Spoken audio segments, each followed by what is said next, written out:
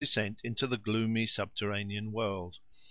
The poet describes how at the very gates of hell there stretched a vast and gloomy wood, and how the hero, following the flight of two doves that lured him on, wandered into the depths of the immemorial forest, till he saw afar off through the shadows of the trees the flickering light of the golden bough illuminating the matted boughs overhead.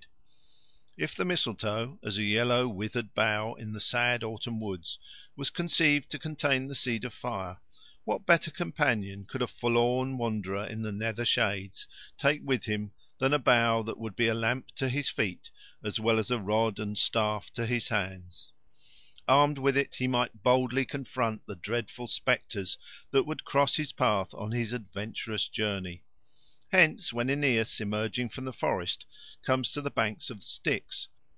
winding slow with sluggish stream through the infernal marsh, and the surly ferryman refuses him passage in his boat, he has but to draw the golden bough from his bosom and hold it up, and straightway the blusterer quails at the sight, and meekly receives the hero into his crazy bark, which sinks deep in the water under the unusual weight of the living man. Even in recent times, as we have seen, mistletoe has been deemed a protection against witches and trolls, and the ancients may well have credited it with the same magical virtue. And if the parasite can, as some of our peasants believe, open all locks, why should it not have served as an "open sesame" in the hands of Aeneas to unlock the gates of death? Now too we can conjecture why Virbius at Nemi came to be confounded with the sun. If Virbius was, as I have tried to show, a tree spirit, he must have been the spirit of the oak on which grew the golden bough. For tradition represented him as the first of the kings of the wood. As an oak spirit he must have been supposed periodically to rekindle the sun's fire, and might therefore easily be confounded with the sun itself. Similarly we can explain why Balder, an oak spirit, was described as "so fair of face and so shining that a light went forth from him," and why he should have been so often taken to be the sun. And in general we may say that in primitive society, when the only known way of making fire is by the friction of wood, the savage must necessarily conceive of fire as a property stored away, like sap or juice, in trees from which he has laboriously to extract it.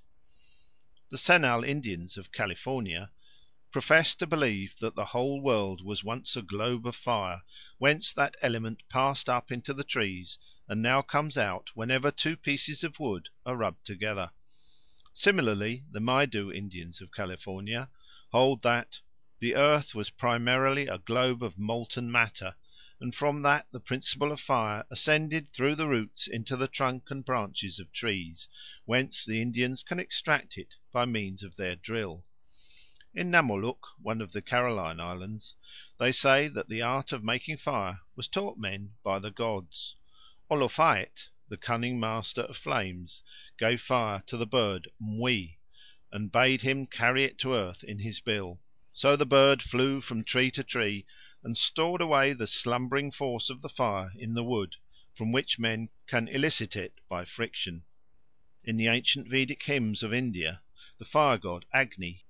is spoken of as born in wood, as the embryo of plants, or as distributed in plants. He is also said to have entered into all plants, or to strive after them. When he is called the embryo of trees, or of trees as well as plants, there may be a side glance at the fire produced in forests by the friction of the boughs of trees. A tree which has been struck by lightning is naturally regarded by the savage as charged with a double or triple portion of fire, for has he not seen the mighty flash enter into the trunk with his own eyes? Hence perhaps we may explain some of the many superstitious beliefs concerning trees that have been struck by lightning. When the Thompson Indians of British Columbia wished to set fire to the houses of their enemies, they shot at them arrows which were either made from a tree that had been struck by lightning, or had splinters of such wood attached to them. Wendish peasants of Saxony refuse to burn in their stoves the wood of trees that have been struck by lightning. They say that with such fuel the house would be burnt down. In like manner the Thonga of South Africa will not use such wood as fuel, nor warm themselves at a fire which has been kindled with it. On the contrary, when lightning sets fire to a tree, the Winamwanga of northern Rhodesia put out all the fires in the village and plaster the fireplaces afresh, while the head men convey the lightning kindled fire to the chief, who prays over it. The chief then sends out the new fire to all his villages, and the villagers reward his messengers for the boon. This shows that they look upon fire kindled by lightning with reverence, and the reverence is intelligible, for they speak of thunder and lightning as God himself coming down to earth.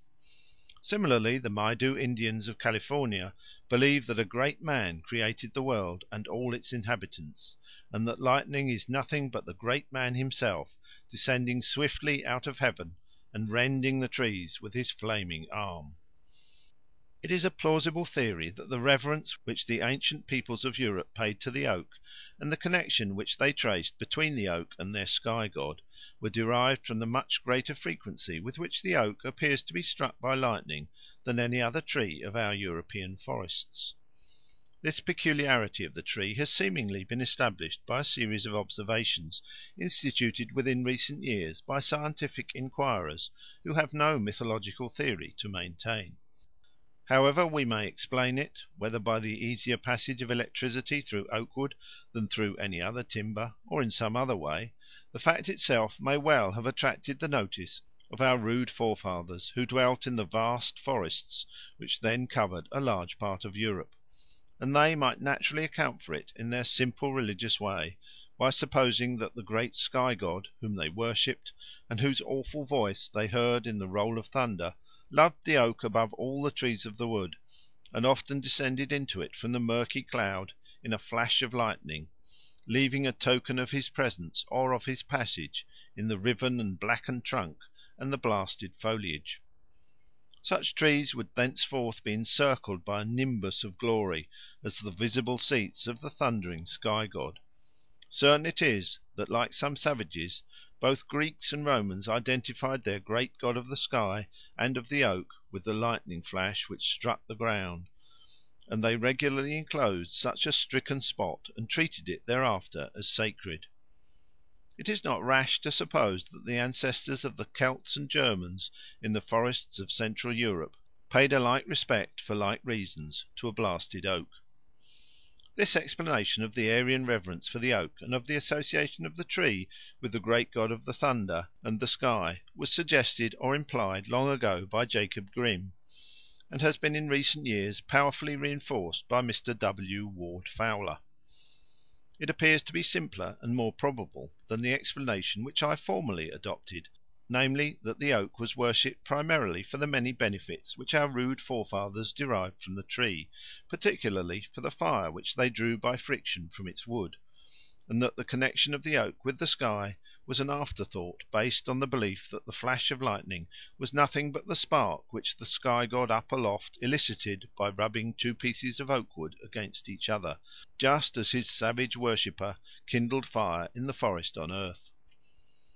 On that theory the god of the thunder and the sky was derived from the original god of the oak. On the present theory, which I now prefer, the god of the sky and thunder was the great original deity of our Aryan ancestors, and his association with the oak was merely an inference based on the frequency with which the oak was seen to be struck by lightning. If the Aryans, as some think, roamed the wide steppes of Russia or Central Asia with their flocks and herds before they plunged into the gloom of the European forests, they may have worshipped the god of the blue or cloudy firmament and the flashing thunderbolt long before they thought of associating him with the blasted oaks in their new home. Perhaps the new theory has the further advantage of throwing light on the special sanctity ascribed to mistletoe which grows on an oak. The mere rarity of such a growth on an oak hardly suffices to explain the extent and the persistence of the superstition. A hint of its real origin is possibly furnished by the statement of Pliny that the Druids worshipped the plant because they believed it to have fallen from heaven, and to be a token that the tree on which it grew was chosen by the god himself. Can they have thought that the mistletoe dropped on the oak in a flash of lightning? The conjecture is confirmed by the name thunder besom, which is applied to mistletoe in the Swiss canton of Aargau; for the epithet clearly implies